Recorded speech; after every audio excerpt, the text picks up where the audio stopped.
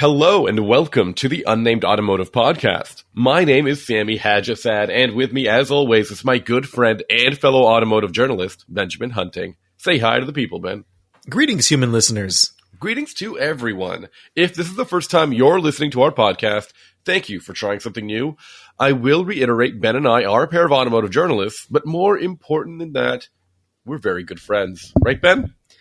I just want to tell everyone out there who's listening right now not to adjust their volume or their EQ because Sami does have a little bit of a frog in his throat right now. Yeah. So that's what you're hearing. There's nothing wrong with your system. Somehow, during the hottest summer known to man, I got a cold. There's something wrong with his system, his internal system, his body system. But you know what there isn't anything wrong with? Ben's working output, because you can find his work all over the internet. Ben, why don't you plug a couple of publications that you've recently written for? You can find my work at Haggerty, at Motor Trend, at Driving, and at Capital One Auto Navigator. And you can find my recent work at driving.ca and autotrader.ca. Oh, and Sami, I want to add one more because Hit me. Sami and I both write for Driving, which is owned by Post Media, which in turn owns like 80% of the newspapers in Canada. But sometimes our work ends up being published in newspapers and we have no idea. Like it ends up being syndicated out into Canada. And over the past week, I've been appearing in newspapers again. Like there had been like a break, or maybe Post Media just wasn't telling us. And there have been two stories in the last week that have made it into print, and it's been a long time since I've been in these particular papers. So that was kind of fun. One was the province, and the other one was, I think, based in Nova Scotia. So that was cool. Yeah, I mean, I always love seeing our stuff in new publications all the time. Yeah. Ben, we've got some cars to talk about this week. Are you ready? I am ready. I think I'm ready too. After humble bragging about being in Canadian newspapers. Yeah. Whoa. Realize how that sounds now. After being in Car and Driver and Motor Trend and in Automobile Magazine or whatever else you've been in. Yeah, why don't we talk about the Canadian newspapers? I actually still have some issues of the Toronto Star's Are you saying Canadian section. Newspapers aren't as good as the publications you just named? Because no, but I'm going to be clear. I still have a couple of issues of the Toronto Star's wheel section that have both you and me in it on a spread, like me on one side and you on the other. Yeah, that's how we've always fantasized that spread would look. It's great. I used the name Mike Honcho, so you might not have might not have heard about it. Sure. Got real weird. Of course it did. Ben, what are we talking about this week? So I have a couple of vehicles I want to talk about this week. The first one is brand new in the sense that neither of us has ever driven it, and it just kind of arrived in showrooms. And that's the 2026 Cadillac Vistiq. Sami, before you ask, yes, this is another electric Cadillac SUV whose name ends with a Q. I wasn't going to ask that, but what is the deal with this car? Don't they? So first of all, actually, we've talked about Cadillac and their EV strategy. They might be the only automaker with a complete, at least in the terms of crossovers, complete EV portfolio, right? It's not only a complete EV portfolio, but it's one that is replacing its gas-powered portfolio. So yes. Up until the last couple of years, if you went into a Cadillac showroom and you wanted an SUV, you could get an XT4, an XT5, or an XT6. You probably shouldn't have gotten any of those. Well, they were all there. They were all gas powered. I mean, we recently drove an XT6 within the past year, and I liked it. And Sami poo-pooed but I me wouldn't for call it liking a class leader. In any case, way. These vehicles were there, and you could buy them, and now they're gone.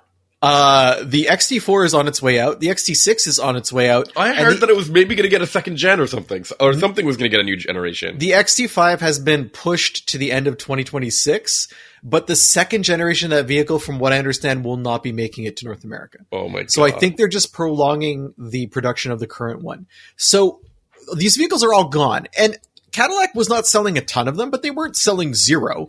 So the interesting move that they've made is to replace them. So the Optic slides in for the XT4. The Lyric is the XT5 replacement, and that actually came first. That was available last year. And now the Vistiq is there to replace the XT6. And wow, Sami, is this a glow up for like anyone looking at a 3-row Cadillac? Really? Yeah, this is much more considering, modern. Yeah, considering the XT6, their other 3-row option. Yeah, okay, fine, I get it. So the Escalade is still in the mix, the gas powered one, but there's the IQ. One. There's the IQ version of it and the IQ, which we talked about recently. Yeah. So but it's the only gas powered vehicle that's sticking around. Like XT5 is essentially a dead SUV walking. Like it's not in the future plans of Cadillac, I don't think. The Escalade very much is. Everything else, though, is this full electric lineup, which is a brave thing to do. But it's not just a brave thing to do, but it is also Semi just sent me a link that says the 2027 XT5 is coming to Canada. Who knows what that means? Does that mean it'll come to the United States as well? Who knows? That's really surprising. It's a very strange report that I read, but I don't know what's going on. Well, I want to point out that this vehicle is built in China? The XT5? The photos in the article are a Chinese market XT5. No, it's not. Yes, it actually says that. The current one, no? 2025 Cadillac XT5 bracket Chinese market. So on this bottom one. Okay, yeah. So here's the thing. There is the XT5. If you keep reading this article, it says, if geopolitics were different, we theorize Cadillac could pluck the handsome China market XT5 out of Asia and enroll it for duty on our shores. Tariffs make that unlikely today. That's because there's like 100% tariff on Chinese vehicles in Canada. Yeah. I don't know how that works with things like the Envision, which are sold here, which is built in China. Oh yeah, we should go take a look at the price of that. In the United States, there's also a lot of tariffs on Chinese vehicles right now. Mm-hmm. So I don't know. It's confusing. That's not what we're really talking about today, though. So that's kind of I remember just hearing something. My favorite thing to study about some automobiles are like one generation products, and the XT5 is definitely a one generation car. And the funny thing about the XT5 that really caught me off guard is that it replaced a vehicle called the SRX, which was a sales leader. Like it had a bajillion sales, and the XT5 did not, and it has been languishing on the vine for a really, really long time. Anyways, go ahead. Talk to me about this Vistiq a little bit more. Okay, so the Vistiq replaces the XT6, which is definitely leaving. The interesting thing about it is I mentioned it's so much better, or at least I use the term more modern than the XT6. That's because what Cadillac has done for its EVs is it uses essentially the same platform for all of them. It's called BEV3. And every vehicle, I think, except for the Escalade IQ, is based on this. So you end up with a model that takes what was good about the Lyric and the Optiq, which have really cool elements, and embiggens it. Like this vehicle is about 18 inches shorter than an IQ, a Cadillac Escalade IQ. So it's not super enormous. It's also a little bit narrower, but it is considerably larger than an XT5. And to bridge that gap, it kind of looks like an Escalade. And if you look at Cadillac's marketing materials, they keep using the term baby Escalade, which is weird because I think it's actually as big as a gas-powered Escalade. So I see some family resemblance, especially when you look at like the roofline and the front end, which isn't quite as slanted as you have in like a Lyric or an Optiq. But there's enough difference, there's enough daylight between this model and the IQ where you won't be thinking, I just bought a slightly smaller Escalade. So you contrast that with the XT6 and even the XT5, and they were very different. Like, it's clearly an older era of Cadillac styling, and Cadillac never really took the effort to upgrade the XT6. The interior was from another era as well. The technology never really developed to the point where the EVs had already reached. So if you were in an XT6 right now, and you went to a Cadillac dealership and said, okay, I've had this for like 4 years, I need something new, and you got into a Vistiq, you would be shocked by how nice it is. Yeah, I mean, I think that's fair. The vehicle lineup, come on, let's be clear. They're crossovers that were non-electrified. We're feeling it. We're feeling old. And then in comparison, all of these EVs have gotten so much love over the years, and are coming in so fresh. But I think the biggest thing is that you have pointed out to me off podcast that the Vistiq has been exhibited as a potential alternative to the Escalade or replacement even to the Escalade, and I don't understand that position, and I don't understand that feeling, and I don't know. What do you not understand about that? The Escalade is an icon, first of all. Why would they? Because it's not for everyone. It's very expensive, and it's also overkill for most people. I mean, look at it this way. That's the point. No, but I think you're approaching this from the wrong angle. Okay. Chevrolet has the Suburban, but it also has the Traverse. Yes. This is the Cadillac version of the Traverse. Okay. Just because a vehicle is large and has 3 rows doesn't mean it has necessarily the same customer or even the same capabilities. Like an Escalade, even an electric Escalade, has to be able to tow quite a bit, and it has to be absolutely enormous. Those are the 2 things that it's best known for. But there's still room to make a 3-row Cadillac that does not push into flagship territory, right? Okay, yeah, fair. Okay, got it. Think about like a BMW 5 Series is essentially everything about it is as good as the 7. The 7 just happens to be larger. But what I was pointing at is that the Escalade is an icon. Like it truly is an icon in the luxury world. But it's not a replacement. Let's be clear. It is not a replacement. It is an alternative. It's not even an alternative. It's a replacement for the XT6. Cadillac already had easily this vehicle in their lineup, and now they have it and it's electric. Easily. That makes more sense to me. An XT6 replacement, love it. The XT6 was not really impressing a lot of people. I think this is going to do a much easier job of turning people's heads in a number of ways. So tell me a little bit more about this design. Does it work with you, this Vistiq design? Sure. I think it's fine. I think it looks pretty good from most angles. Mine was like this, like a deep metallic blue that I think looked pretty good on it. Inside, it's wait. I want to point out one more thing before we talk about the interior. There's that exterior garnish that is on the same that is the same as what's found on the Optic. This weird this D-pillar window, like applique. Yeah, it's like an etching. An etching, sure. What is their deal with this? So this is like a signature for their electric vehicles or something? I think it's just detail. I think it's just styling. It looks good. Does the Lyric have this as well? I got to double check. No, I don't remember. Think so. But anyway, the interior of the vehicle, it doesn't really follow in the Escalade's footsteps. This is where you really see the BEV3 platform taking shape. So it's like it borrows bits from the Optic and the Lyric. Specifically, the dashboard doesn't have the edge-to-edge screen that you have in the Escalade. It has a 33-inch screen that curves towards the driver, and that's very Optic. Yeah, it's the same as the Lyric. It's essentially the same screen. The center consoles are also different. The seating is different. Mine had captain's chairs in the second row, and I actually think that there's more headroom in the Vistiq in the third row than there is in the Escalade, because the roof is not quite as aggressively shaped. Like, it doesn't trail down to the same degree. And there's also this, like, it's like a permanent. So there's a skylight inside the Vistiq that runs over the first and second rows, and you can like open and close it, etc. But in the third row, there's like a portal or a porthole, I guess you could say, over the third row that you can't close. It's tinted, and it's there to basically make you feel like you're not stuffed in the back of a very large vehicle when you're riding back there. I think the first and second rows are very comfortable. The third row, it's okay. It's okay to get into as well. It's not super hard, but it's mostly for kids or smaller people. The biggest issue with it is when you have a full Vistiq, there's only like, I think 15 cubic feet of cargo space available. Behind the third row? Yeah, and most of that's vertical. There's no front trunk? There's no front trunk on this, which is another big difference from the IQ, which has a massive front trunk.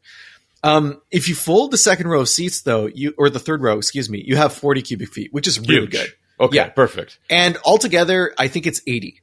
So it is a useful vehicle. I mean, I think another thing to point out, differentiating the Escalade maybe, or just thinking about what a three-row daily driver does, is it's intended to fill a lot of roles. Like, if you think you need a third row, it's because you probably occasionally drive 7 people around, or 6 people or whatever. But it's also probably because you have cargo needs that would not be satisfied by a 2-row vehicle.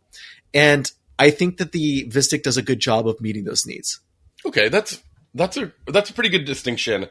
I like it because it feels like the 3-row segment of EVs at this level are really like they're struggling to make an impression, and this sounds like it's leaning more in the right direction in all of these ways. I don't know if they're struggling to make an impression so much as there just aren't really any of them. Like, well, great. There's the EX90, which I wouldn't recommend to anybody. I mean, it just has the worst user interface ever. It's a gorgeous car inside and out, but you cannot drive. Like, you just cannot drive it without getting frustrated at the user interface. It's awful. There's the Mercedes EQS, which is, I think, much more expensive. It's more expensive, and it's not a true 3-row in the sense that you can get a 2-row version. So it kind of has it's an optional 3rd row. It kind of has a jump seat feel. So, and I also don't remember it. Also, I don't think it's very pretty. It's smaller inside as well, in general. And I don't think it doesn't leave you with like this wow factor. It's not a vehicle I would recommend to anyone. I mean, yeah, there's the Rivian R1S. We haven't driven that, but based on what I've seen, it looks like a pretty cool truck. There are also many different versions of it, which is kind of circling back to the Vistiq. There are different trim levels of the Vistiq, but as far as I can tell, they all have the same drivetrain. So you get all-wheel drive as standard. It's a dual motor setup.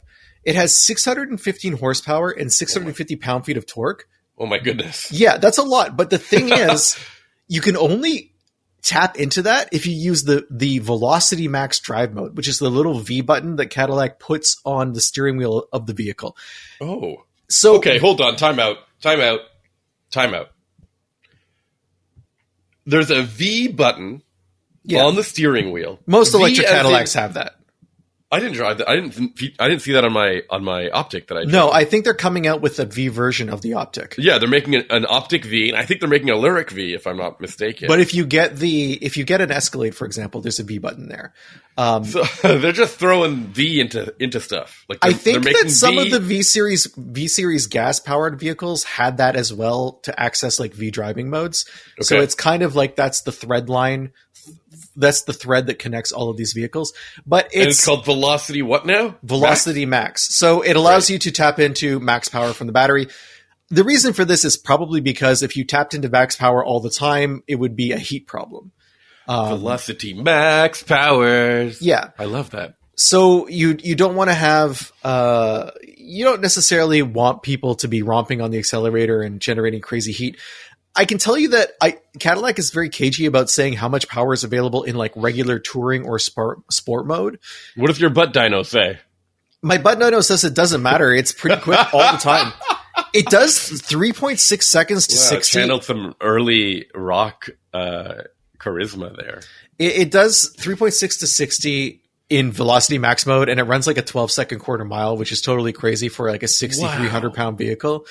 There's no need for that. It's something you'll use once to impress your friends and terrify yourself and then never use it again. That's pretty much what these V modes are for. That's too fast. Yeah. More importantly, it has 305 miles of range unless you get the 19.2 kilowatt charger version, which has 300 miles of range. That's weird. Yeah, it is a little weird. The Optic also comes with 2 charger options, but they have the same range. I'm assuming that that's for level 2 charging, right? Like that's yeah. I mean, if you can access that's an unusual level 2 charger. Like you'd have to have. Yeah. Not many people have that at home, so I'm assuming it's when you're out and you find a more dedicated level 2 charger. Yeah. In any case, that's an option you can get. The charging speed is capped at 190 kilowatts. It's 190 is okay. It's fine. It's like middle of the road apparently for vehicles these days at this price point. Okay, look, we have cars. First of all, do cars actually hit the 350 that Electrify America? No, I think they max out around like 290, I think. So you'll add 80 miles, which is about 130 kilometers of range in 10 minutes. Okay. On a plug, actually. In theory, like under the best conditions. Yeah, if it works. And it's a 102 kilowatt hour battery. So I averaged 400 kilowatt hours per 100 miles, which works out to about 255 miles of driving per charge. I was driving in very hot weather. And okay. I mean, like, when I say very hot, I mean like kind of record-setting heat for our area. That probably had some kind of impact on it. If you want more range, the Rivian R1S will do better. The Volvo EX90 is pretty much the same. So I'd say it's competitive. I don't think you're going to look at that and turn your nose up. I mean, 305 miles is like 490, 550 kilometers, like in that area. And, that's more than enough. I mean, what more do you need? I do notice though that like a battery this size, 102 kilowatt hours, when I plug it into my level 2 charger, it takes a long time to get to 100% or 80% or whatever. Yeah. I remember you kind of being impressed by the 205 kilowatt hour battery on the Escalade IQ. Yeah, it takes absolutely forever. Like that, charging that and charging the Ford Lightning or the Chevy Silverado, any of these like gigantic battery things, it's just nuts. Like 10 hours. Yeah. Maybe even more. I think it might be a little bit more, but because my charger is probably like 7.5 kilowatt hours. Or sorry, 7.5 kilowatt. So what's 200 divided by 7? You know, like exactly. That's like 30 hours, isn't it? From zero. So, I mean, come on. But at least it's interesting to see. Look, my major criticism with GM and their Ultium vehicles is that they seem to really want to push the size of the batteries, or they're utilizing battery size as a way to showcase strong range on their vehicles. But I also think that comes with, there's there's a level of diminishing returns. Yeah, we've talked about it quite a bit with the very large battery SUVs. in the Escalade, or so in any SUV. That much battery, start adding so much weight and then as you mentioned, you even add even more time to charge the vehicle. And I think in a lot of ways these things contradict each other. The Vistiq, I'm glad they've reserved the battery size a little bit. They could have made a 200 kilowatt hour battery version of it, I suppose, but they didn't. 100 is probably the max, which is probably acceptable these days in a car weight wise, because this is probably a 60. It's 6,300 pounds. But I mean, you look at like an Ioniq 5 or Ioniq 6, and they have a 77 kilowatt hour battery, and they do the same range, pretty much. Yeah. So that tells you how the math works out. I mean, that's a battery that's about 2/3 the size. Driving wise, for a large vehicle, it's very comfortable. If you're not on too much of a bumpy road, or even a road that has a lot of undulations, you won't really notice the heft of the vehicle. Okay. If you drive it too quickly on a country road that is going to be that has bumps, it'll move you around in your seat. The vehicle doesn't feel out of control, but you're being jostled. Does it have air suspension or anything? No, the steel springs on this model. I drove the Sport, which is one up from base. The brakes, I'm of two minds. The first thing is they work pretty well in an emergency situation or just in normal driving. I had a flock of wild turkeys, cross the road in front of me while I was driving at maybe like 55 miles an hour, so like 90 kilometers an hour. And I had to stop the vehicle myself because the collision detection did not detect these creatures, which are roughly the size of a toddler. So keep that in mind when you're using these safety systems. Kids are out there and you need to pay attention. Even though you have this safety gear, it's not going to cover every single situation. In any case, I had to stop very quickly and it did, no problem. But there were other times where when I was driving in a parking lot or I was using Super Cruise in stop and go traffic, there was a grinding, a jerking, and just like a general harshness from the brakes. It was like they were catching and then releasing very quickly. It was very unusual. But I remember driving a first-year Lyric last year and having like a grinding metallic sound come from the front of the vehicle. So I'm starting to wonder if like first-year BEV3 platforms just aren't necessarily being tuned properly before they go on sale. Interesting. I was having a bit of a not grinding. I was having a lot of brake squeal with the Optic that I had. Definitely not squeal. This is like a physical problem with brake grabbing. 13-inch vented discs, man. I was expecting, and I will say, the air suspension setup on the Volvo EX90 was so good, Ben. It was so good. I cannot get over how well that car drove for how big and how heavy it was. And it's a shame that Cadillac hasn't designed a ride I don't think it's a shame. I don't have a problem with the ride on this car. Well, you said that if you're not on an undulating road or a bumpy road, you won't notice. If you're driving a 3-ton vehicle very fast on a back road, I think it's reasonable to expect some jostling. And there is an air suspension, I believe, on higher trims. Okay. I don't have, to be clear, I'm not complaining about the ride on this vehicle. I am, and I haven't even driven it. The other complaint I do have, aside from the clunky brakes, is the infotainment screen. Sorry, not the infotainment screen, the gauge cluster, which is part of that big one screen thing they have going. There was only one configuration I could use where I could see the speed of the vehicle because of where the steering wheel was positioned. There's no HUD in this model. So I had to use the gauge cluster, and the steering wheel would block out the speed on everyone except for if I used the map setting, which converts the gauge cluster into a navigation map. And at the very bottom, it puts the speed. So that's where I could see it through the spokes of the wheel. Everywhere else, it was like either to the right or to the left or in the middle at the top, all of which were blocked by the steering wheel. That is frustrating.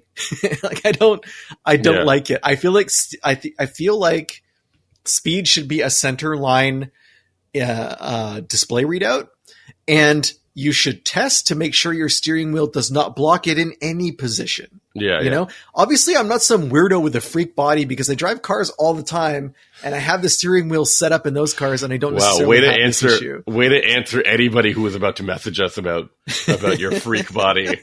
Yeah, I headed them off. You really got it. Sorry guys, you're going to have to try harder. You really were so ready to make sure nobody comes at you. But, the other thing that kind of sucks is there's no Android Auto and no Apple CarPlay. Yeah. And the systems inside the Cadillac infotainment system are not as good. I mean, they work, but they're not as good as having your phone being replicated there and just using apps that you already have installed instead of giving yet another company access to your personal information. The pricing for the vehicle is pretty good for this model. For this type of vehicle, starts at like the high 80s, I think. Let me double check that. Sorry, low 80,000s. And the top spec is like 101 grand after you include delivery and all that stuff. That's in the US. In Canada, the model I had was right around 100. I only had two options. One of them was paint and one of them was that captain's chairs in the second row. So it's expensive, yes, but it's in keeping with the rivals. I think the only vehicle that's a lot more, as you mentioned before, Sammy, is the EQS. Yeah. It sounds like this is much more competitive than the EQS. I like it. I think that if you need a luxurious 3-row SUV, you've only really got 3 or 4 options. This should probably be one of them. Drive it, see what you think. There's nothing about it that is a no-go. Like, there's nothing about this vehicle where aside from the Android Auto, Apple CarPlay thing, which I think for some buyers will be a problem, but you're going to run into that with Volvo as well, right? And I think Rivian. Yeah. So what are you going to do? So the other question I have, though, is if you're looking for a large, like, let's be clear, the 3-row option in a lot of these 3-row vehicles is not super useful. As you mentioned, the moment you start filling people in the 3rd row, you basically run out of cargo room, which limits its use as a family vehicle, meaning there's no like opportunity to put a stroller back there or something like that. I don't know. Maybe you could put a stroller. It would depend on how it folds. And of course, yeah, you could also probably fold one of those seats. Yeah. One of those seats down, right? But if you were going to, like, I've often like encouraged people to maybe think about a 3-row vehicle, but always keep that 3rd row folded down, because then you have a lot of cargo room and you have a lot of good space in the 2nd row as well. There is one 2-row SUV EV called the BMW iX, which I think is very good, but doesn't come with a 3rd row. Well, there's lots of good 2-row EVs. But I think it's just size-wise, I think it's comparable. And price-wise and feature-wise. Yeah, but I really think you got to restrict it to 3 rows, because I really think the only reason you're looking at a vehicle of this size is for the 3rd row. Like, I don't necessarily see someone as saying, I just want a longer 2-row vehicle. I think maybe there are people like that, but I don't think there are a lot of them, if that makes sense. Okay. I think I get it.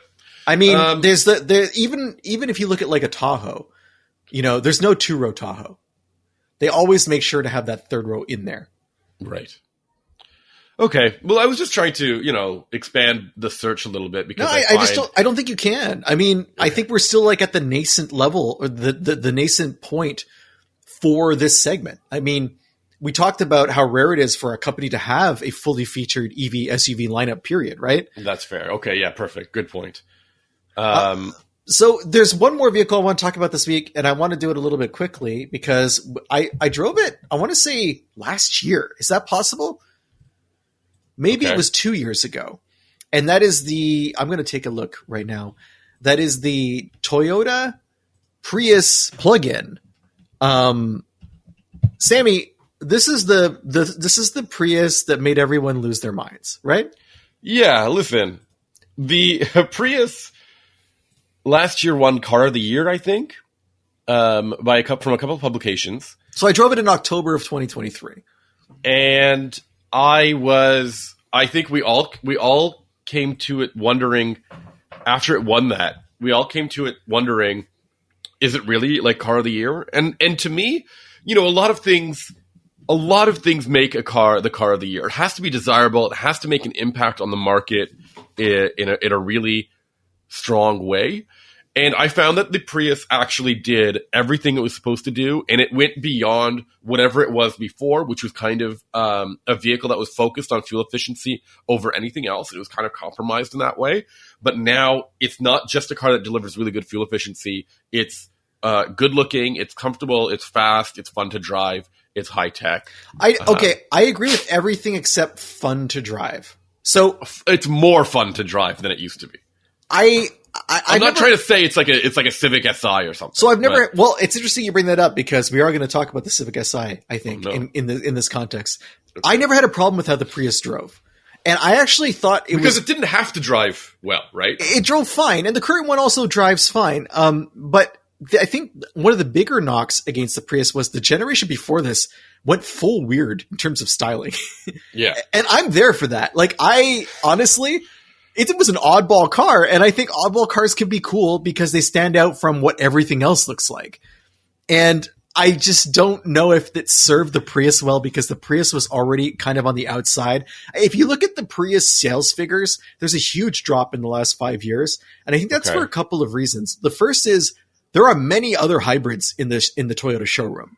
You don't just have to buy a Prius anymore, right? In fact, you can get a Corolla hybrid, right? Sure, you can get a Corolla Cross, a RAV4. Like, the RAV4 was a sales monster, and to add a hybrid version to that, and then eventually a plug-in, you're just going to be sucking in all those people who maybe were only buying a Prius because they felt like it was their only choice. And then you leave the Toyota showroom, and there's lots of other hybrids in other showrooms now, which was not the case for a very long time. So Toyota had to do something. And the something that they did was they made the Prius look like a normal vehicle, and they actually made it look like a hot hatch, pretty much like a sporty 4-door shaped like an arrowhead hot hatch. Yeah. That being said, I don't think styling is enough of a reason to buy a Prius because last year or earlier this year, I drove the all-wheel drive version of this vehicle, Sammy, and I don't know, have you driven that vehicle? Yeah, that's the only one I've driven. Just the non-plug-in hybrid version of it. Okay, actually, that's the one that you were driving. Yeah. Yes. I think I've also driven this vehicle. I remember being underwhelmed by it. Okay. I just thought it was fine. I didn't really feel like the all-wheel drive really brought much to the equation.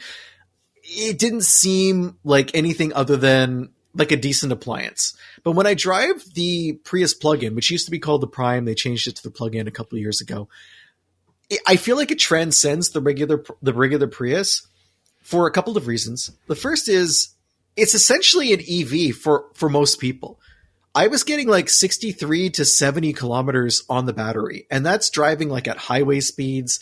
That's driving up and down hills and stuff. The energy management is really great. It's like a 13.6 kilowatt hour battery. It lasts forever. It only takes 2 hours to charge on a level 2 charger.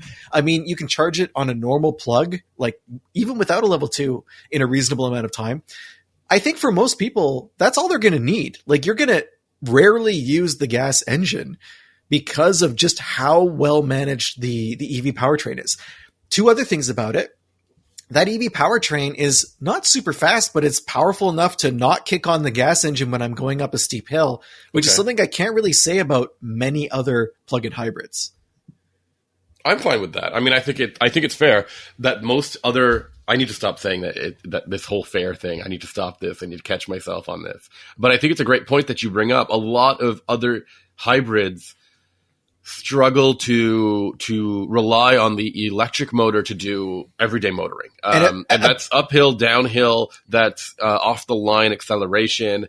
Yeah, it's really nice to have a car just kick in that gas motor, maybe on the highway no, at not like even. a pass. When did you really feel it coming? If you lock it into EV mode, the gas motor is out of the picture. I never had it kick in. I think the one of the big reasons is this is the only subcompact plug-in there is that's not an SUV. Like every other, calling this a subcompact because it is. I think this is Corolla sized. No, it's smaller than a Corolla. No way. For sure. What? For sure. Have you seen the cargo area of this vehicle? Yeah. Or the back seat? Yeah. It is. I didn't mind the back seat. I ended up putting a rear facing seat in there with no problem, actually. Sure, that's fine for kids, but if you're an adult, that rear slope is going to impinge on your headroom. Okay. Also, so vehicle segments are defined by passenger volume. And I think that also pushes the Prius into subcompact status. But in any case, my main point is, forget subcompact. This is the only small plug-in that's not an SUV. Small plug-in that isn't an SUV. There aren't any others. The next closest in size to this is the Kia Niro. Okay, yeah, I know that. And then once you're past that, you're looking at like Ford Escape and RAV4 and stuff. Like there's nothing else that's this size that also plugs in. And the reason I bring this up is because the big part of why all of those other plugins have to kick in the gas motor is because they're heavy. They're these big, heavy vehicles. And the Prius is not. So it has that advantage. And that advantage further plays out when you do kick on the gas engine and you're in hybrid mode. It still gets like an absurd amount of fuel mileage. I got 63 miles per gallon in this thing. I think that's like 2.7 liters per 100 kilometers. Something absurd. Sammy, I drove almost 400 kilometers in this vehicle and I used 5 liters of fuel. That's unbelievable. That's totally crazy. For American listeners, that's 1.5 gallons. And that's because I was able to plug in every day. So I love that. If you can regularly plug, and I did 260 kilometers of highway driving, which is like 160 miles of highway driving. And I still only used 1.5 gallons of gas in a full week. So that's very, very impressive to me. And it's not that much more expensive than a regular Prius. I think it's like $3,000 more or something. So I totally think it's worth the leap. I drove the base model, the SE. The equipment was fine. I did not have any complaints. I think this is perhaps the ultimate commuter car. I think Toyota has finally created like a no compromise commuter that is for everyone who wants to, have the benefits of commuting on EV power and not have to buy gas. But then if they want to leave the city for the weekend or they have to go visit relatives for the holidays, they can do that without worrying about range anxiety. But just the space, you're saying, is the major concern of this car. I didn't think it was that compromised. I don't know if it's a major concern, but the cargo area is certainly tiny. Okay. It's a little strange when you look at the official numbers. There's 15 point. Oh, I'm sorry. I'm looking at the wrong number here. Is it 15 or is it 20? I have the figures here. Okay. There's 20 cubic feet of cargo space in the trunk, which is not huge. That's like technically what you would find in like a large sedan, but for a hatchback, it's not great. The weirder part is if you fold the seats down, Toyota tells you only have 26.7 cubic feet. Yeah. Not useful. But how does that make sense? Like, no, I don't think that's right. Like, but either way, the determining factor for what you can haul in this is your item can't be large enough to hit that very sloped hatch area. So even if you do fold those seats down, it's like a small tunnel that you have to get through to get to the larger cargo area of the passenger space. So, I mean, a Mini Cooper.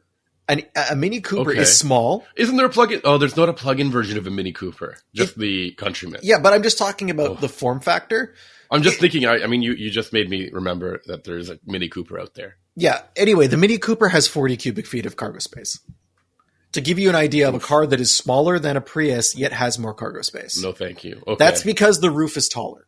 So that's the real limiting factor on this. In any case, I like this vehicle. I think people should have it on their test drive list. This is definitely, like, I wouldn't say I'm a Prius convert because I've always kind of liked the Prius, but the plug-in is a very, very compelling model. If I lived in a city and needed a car, it would be hard to not, join the cult, I think. No, I completely agree with this assessment. It is super, like I said, I feel that it's not compromised in this generation. And I think the price is fairly competitive. I think the most difficult question you end up having is it worth it to get the Prius over a really well-equipped Corolla hybrid? 100%. And I think it is. I think there's something about the Prius. One, in terms of design, it looks really good. Both inside and out. It doesn't feel as cheap as a Corolla does, even its highest trims. And I truly do think that the platform works in this car in the form of, I said fun to drive. What I mean to say is it's way more responsive than a cheap compact car like a Corolla. It has 220 horsepower, which is 20 more horsepower than a Civic Si. 220? Yeah, 220. So it has as much horsepower as, let's say, like, isn't that what the hybrid version of the RAV4 makes? Like, it might be the same drivetrain. I'm not sure how many different drivetrains they have for the plugins. But the weird thing is Toyota's like strange about torque. If you look at their torque listing, it's 139 pound-feet. That's the amount generated by the 2-liter 4-cylinder engine. They don't have a total system torque rating. So it is much quicker than the torque rating would suggest because you have the instant on torque of the electric motors. It is in hybrid mode, it is much quicker than when you're on EV mode. But what I really think, it's also, to get to your point about how it is to drive, it's pretty quiet inside. It's not thrashy with the CVT, and it's comfortable on longer trips. But for me, what really sells it is the plug-in aspect. So like that would push me past a Corolla Hybrid or a Corolla Cross or whatever. Just the plug-in thing. That's the killer app for this vehicle. I love that. Yeah, it's nice to, I don't know, it's just nice to drive something that's like so well engineered and completely understands what people want. The other thing I don't like, other than the cargo area, is in the Prius, they push the gauge cluster all the way up to the windshield, and it's this tiny little screen. Oh, yeah. And on that screen, there's like a bajillion menus for like safety systems, especially, and like vehicle info. And you have to use the steering wheel controller to get through all of it. And it's not obvious, and it takes forever. And it's a flaw. But it's not nearly enough of a flaw for me to say, don't buy this vehicle. Like, you can learn to live with it. Everything else about this, you can tell Toyota completely understands what hybrid owners want. So yeah, it's a pleasure. We drive so many like vehicles that are built, as you've said in the past, Sammy, to fill white space in a showroom, or they're built because a competitor has one and they feel like they need to have a rival to it. But this is a pioneer that has continued to pioneer. And maybe it wandered the woods for a little while, but now it's back. Well, I mean, that's a really admirable thing for Toyota to have done. They could have just chilled out and just redesigned the outgoing model. Yeah, they were only selling like 35,000, 40,000 units a year. And now I think that for 2025, they might have already hit that. Do you think that's because, well, yeah. Is all-wheel drive new for this generation? All-wheel drive's not available with the plug-in, so I don't know. Oh, that's true. You're speaking strictly on the plug-in? It's hit that many sales? No, I'm talking about Prius in total. Prius, the all-wheel drive's been available for a little while. It was available last year. Okay. So what I'm just trying to say is they're doing a lot to make it better. The Prius has always been a fuel efficiency first car, and now it feels like the not only did they hit that mission, 63 miles per gallon, Sammy. That's awesome. No, when you set it in liters per 100 kilometers, that's even more. I'm pretty sure I'll do the conversion now, but like I think it's 2.7 or something. I'm pretty sure it is 2.7, which is brilliant. Like that, there is nothing, you will never find something like that. Oh, I think this might not be metric. Just a second. There's so many weird converters online. You have to be really careful. No, it's okay. I totally think it's 3.7. Okay, 3.7. Still pretty good. Pretty crazy. Anything under 4 is very good. Yeah. And I also think it's worth pointing out that the non-plug-in hybrid is also fairly good to drive as well. I know you're speaking strictly of your experience with the which has more power. I think it's 20 more horsepower in the plug-in. Yeah. Anyways, and also I'm not sure if the electric motors have more power in the plug-in, but I don't know. I think that it's a no-brainer to upgrade. Like the price differential is, I'm going to double check. I have the figures here, but it's really not that much more. Let me check here. So the price difference between a plug-in and a non-plug-in? Yeah, so the plug-in starts in the mid 30,000s, and you could pay 40,000 for it if you want in the US. I don't recommend doing that because, like I said, the base model is a compelling vehicle. In Canada, it's more expensive. The base model I drove in Canada is 42,000. That's a fair amount of money, but I don't think you need to spend more. When I look at the pricing for, do I have it here? I was pretty sure that I had the markup versus the regular Prius. Okay. No, I don't have it. I'm sorry. That's all right. But from memory, it was really only a few thousand more. Definitely within the realm of the possible. Yeah, definitely. Okay. Anything else you want to talk about?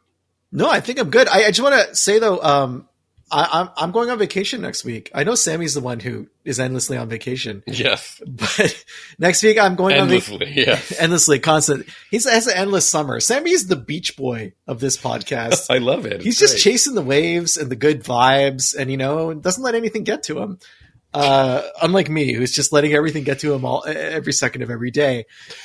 So to try and avoid that, I'm on vacation next week. We will not be recording. We will record when we come back. And when we do that, I'm going to be talking about the BMW iX that Sammy just brought up. I'm going to be taking it on a road trip, and I'm sure I'll have thoughts. Sammy, what are you going to be talking about? I'm trying to get my hands on a couple of Hondas, but I'm for sure going to be in a Volvo XC90 plug-in. Okay. All right. So we'll see if it's as good as the Prius. I mean, spoiler alert, I'm sure it's not. But hey, hope springs eternal, right? That's right. If you want to listen to past episodes, you can go to unnamedautomotivepodcast.com or search Unnamed Automotive Podcast on any podcatcher. We are out there. We are easy to find. There's also a few ways you can get in touch with us. On the website, there's a contact form. Fill it out. Let us know your thoughts, questions, fears, strange ideas. Click submit and it goes to our inbox, or you can find us on Instagram. Sammy is at Sammy_ha, like you're laughing. I'm at Hunting Benjamin, and you can email us the old fashioned way, Benjamin@benjaminhunting.com. Thanks everyone. We'll talk to you next week. Bye. Bye.